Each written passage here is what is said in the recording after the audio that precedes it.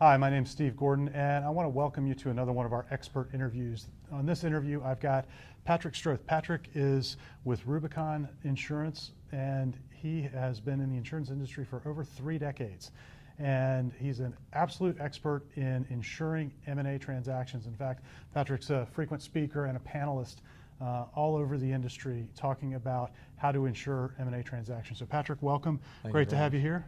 Thanks for having me. So tell us, how did you get started in insuring M&A transactions? Well, my background has been doing directors and officers liability, and I've been doing that for 20 of my 30 years. And about 4 years ago now, one of my clients, a doctor who owned 5 companies, had bundled them up and he was selling them to a healthcare conglomerate. And this was his big exit out, and he was going to ride off into the sunset. And what he was going to do with the money was essentially going to go move back to the home country, the old country. The old country was Israel. When the buyer found out that he was leaving the country, they changed the terms of their deal. They were, instead of having a 10% escrow, which they would hold back 10% of the proceeds for a year or two, just to make sure all the disclosures were accurate and the buyer wasn't, losing any money on the deal. Well, standard rate is between 8% and 10% of the transaction values held back for a year or so. In this case, when they heard that he was leaving the country, they moved the escrow to 50%. They were going to hold back 50% of the money, and they're going to hold it for 3 years. They weren't being adversarial about it. They just, 3 years ago, had no idea how they were ever going to be able to track down this doctor once he left the country. And so the doctor, as we were preparing the D&O policies for this transition, said, look, there's got to be something we can do because I've committed these funds to my community in Israel, and I have to have them. I can't not get there with it. There's got to be something. And so I said, well, there was this remote little product out there called rep and warranty insurance. We could insure the deal. The last I checked is prohibitively expensive. And the doctor said, as a lot of clients say in this, is money's no object. Go ahead. We find that money is an object. Always. But what we found out was, in actually doing this 3 years ago, the cost came in a third of what we were planning it to be. The process to get the coverage placed did not slow the deal down, got done, and we were able to deliver a very elegant solution that enabled our client to go ahead and exit the country with $24 million more than he otherwise would have had. He had a $25 million holdback, and the deductible on the policy was a $1 million deductible. He only had to keep $1 million behind, which would later be refunded if there were no claims. So it was a very elegant solution. When I saw that, and I saw how we could take something that added value to a client without a claim ever happening and changed his life, I decided to pivot our firm toward doing that. And so I've been committed to, answering the, helping business owners and entrepreneurs reach their dreams. And that's what I like doing now. So, Patrick, I think you've probably just answered the question, but I think there's probably more to it. Tell me, why is it that it's so important for people to understand how this type of coverage works these days? Well, what happens is, in these transactions, there's an agreement between the buyer and the seller that the seller is going to provide a list of disclosures called reps and warranties, and based on the buyer double-checking those assertions about the financials, if you're in technology, the intellectual property, markets, clients, staff, HR issues, all those things, based on those disclosures, the buyer makes a decision whether or not to buy the company. The buyer will perform due diligence and look over everything, but they're going to do everything they can to keep the seller on the hook as long as possible post-deal, just to make sure that everything bore out. Well, that's a little hedge for the buyer, but for the seller, they're kind of left on the hook for a while, and they're completely out of control. And they're also not collecting all the money that they otherwise could have. What we have is a solution where, rather than having a buyer or the seller, one is going to win, one's going to lose, we introduce a third party. And the third party is an insurance company that takes over that indemnity obligation away from the seller, and they take that on. So in the event something does blow up, buyer is made whole. Buyer likes that because now there's less hassle if something does blow up. They're taken care of and they collect. Sellers love it because they get a clean exit. This is easier and less expensive than it's ever been. There was a legacy issue here on cost, and it was very expensive. But it has now become such a frequently used tool by private equity and other parties that really don't like buying insurance, that have embraced it, that is something that the public really needs to start implementing into their thought process. Wow. And it's clear the benefit to the seller, because the seller gets a clean exit. Yes. They get more cash, right? But I think the benefit to the buyer is maybe more important, because as the buyer, you've bought something, you do all your due diligence, something gets uncovered, and if there's a problem, you've got to go back and chase down that seller, which means you're going to litigate. You've got the escrow, which you can take, but if that doesn't cover it, you got to chase them down, right? And that's lawyers and court and a big messy process. And what you've done is instead, as you've said, you've inserted the insurance company. So now there's a contract there. And the insurance companies are designed to manage this risk. They understand it, and they can step in and cover the buyer if there's an issue. So the buyer actually gets more certainty out of the whole deal, don't they? I think the buyer wins on a lot of fronts that's overlooked. First of all, if you're a buyer, imagine how much leverage you have against any other competitors going after a target if you can offer a no contingency offer.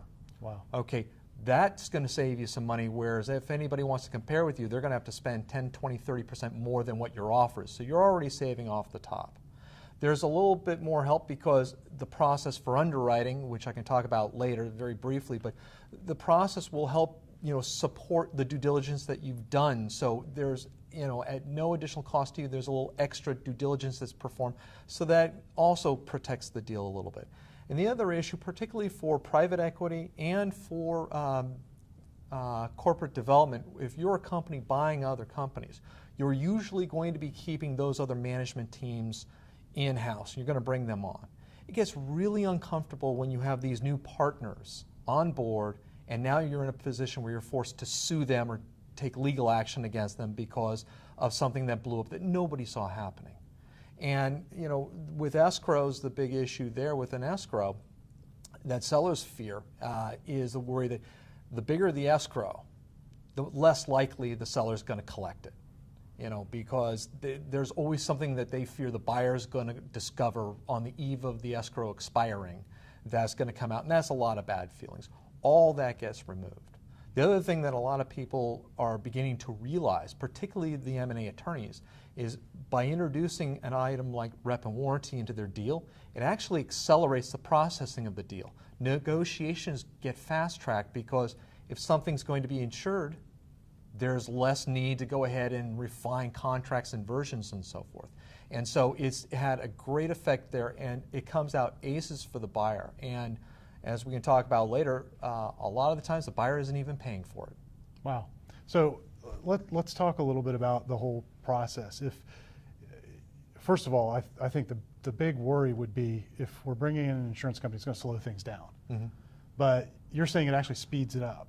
Why does it speed it up? Yeah, that's actually the case. In the past, that was the case, that you had, the insurance company wanted to redo all the due diligence. I'd say the process is very simple. First of all, there are no applications or qualifying documents that are needed for the parties to fill out. The insurance company needs a copy of the draft purchase sale agreement with a list of the reps and warranties that are to be insured, and then the audited financials from the target company. Okay. Most oftentimes we're looking at clients where we got transaction values from 50 million and up. Those are the companies that are most likely to have audited financials. We can look at smaller deals, but usually that line is 50 million and up.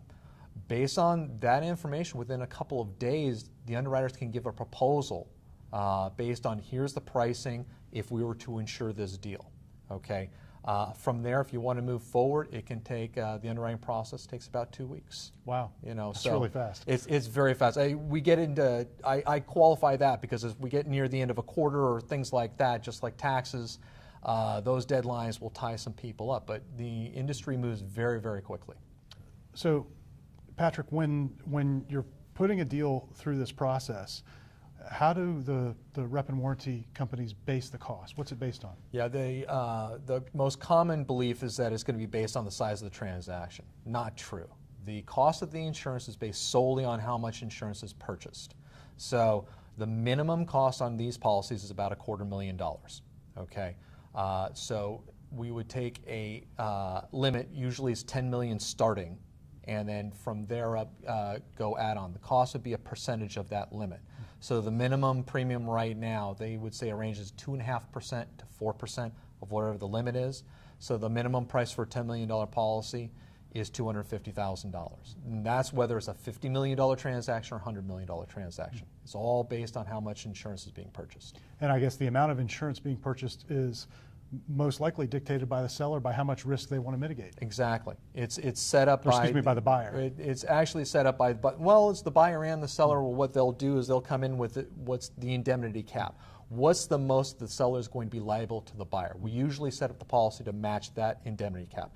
As a matter of fact, having the policy eliminates concerns, because one of the biggest areas of tension in a deal is the buyer wants a very high indemnity cap and the seller obviously wants to fight for a lower one.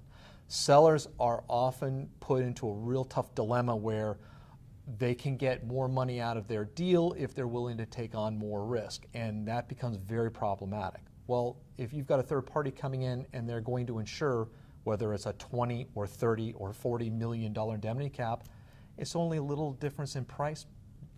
That becomes one less issue to worry about, and you move on to closing.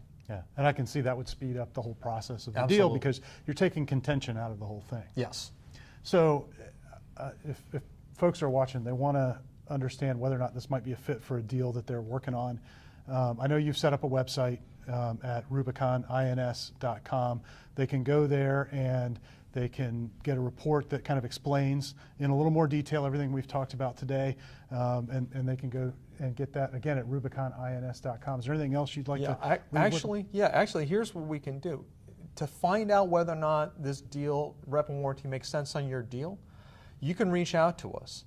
We can get, with about 3 data points on your deal, what it looks like, and we can put it side by side. Here is your deal as you're going forward, and here's the impact if you put a rep and warranty policy. We would build in what the cost of the policy would be, and we would show you how many more millions of dollars the seller will collect because the policy steps in and takes away a lot of that risk. And so if you're a buyer and you want to show your seller how much more money they're going to get at closing, is a very powerful tool. If you are a seller and you want to take a look and see if this makes sense for you, it's a very powerful tool with no obligation at all. Wow. And so again, they can do that right at RubiconINS.com. They can contact you? Absolutely, yes. Excellent. So if you'd like to find out if this is a fit for your deal and learn a little bit more about the ins and outs, Patrick's actually put together an executive briefing on the topic, and you can go and find out more about that by going to RubiconINS.com and click on the link for the executive briefing.